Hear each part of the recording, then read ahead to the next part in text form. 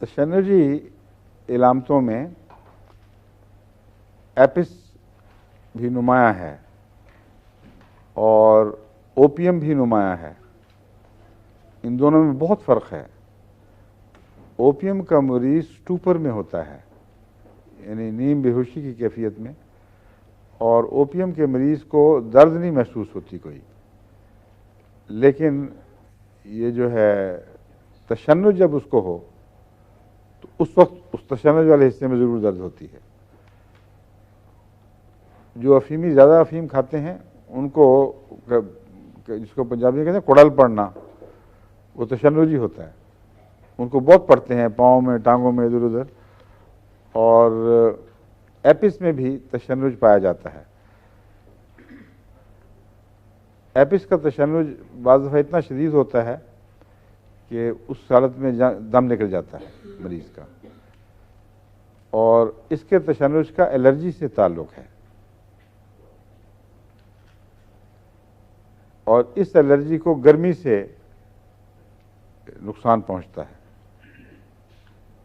یعنی سردی سے آرام آئے گا اور گرمی سے تکلیف ہوگی، اور یہ حصہ اس کا اوپیم سے ملتا ہے،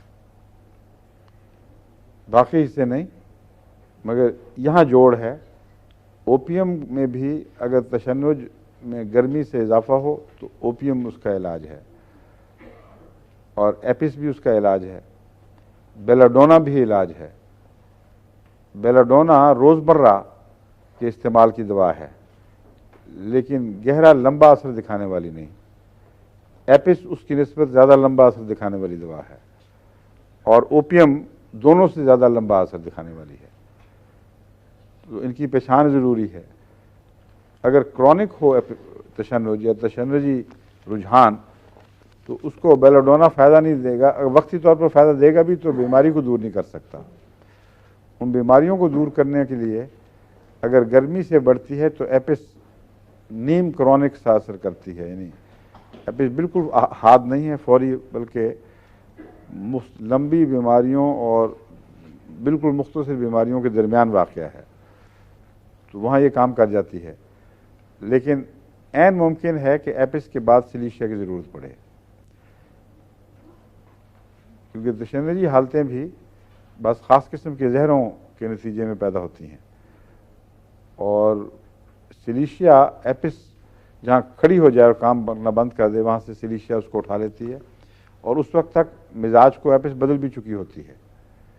یعنی اس میں گرمی سے تکلیف بڑھنے کی بجائے مریض ٹھنڈا ہو جاتا ہے، سردی سے بڑھنے لگ جاتی ہے. لیکن مزاج کا جہاں تک تعلق ہے، بعض دفعہ ضروری نہیں کہ یہ مزاج تبدیل ہو چکا ہو. ہومیوپیتھ جو انتظار کرتے رہتے ہیں وہ بعض دفعہ مریض ہی ہاتھ سے کھو دیتے ہیں. مثلا خاص طور پر ہائیڈروکیفلس ہے. میں نے کبھی بھی ہائیڈروکیفلس میں ایپس دے کر مزاج کا انتظار نہیں کیا، کیونکہ یہاں ایپس کا تعلق محض عارضی ہے، ایک سرسری سا تعلق ہے.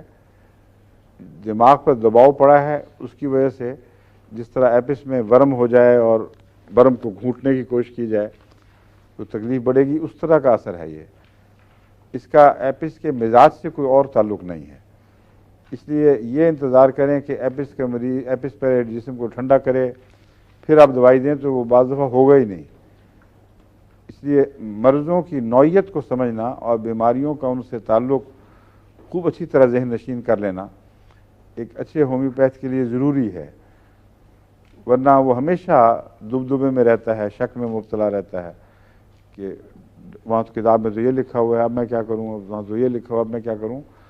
اس لیے اب میں کیا کروں کا علاج آپ کا اپنا روزمرہ کا مشاہدہ ہی دے گا. کتابوں میں آپ کو ہر سوال کا جواب نہیں ملتا.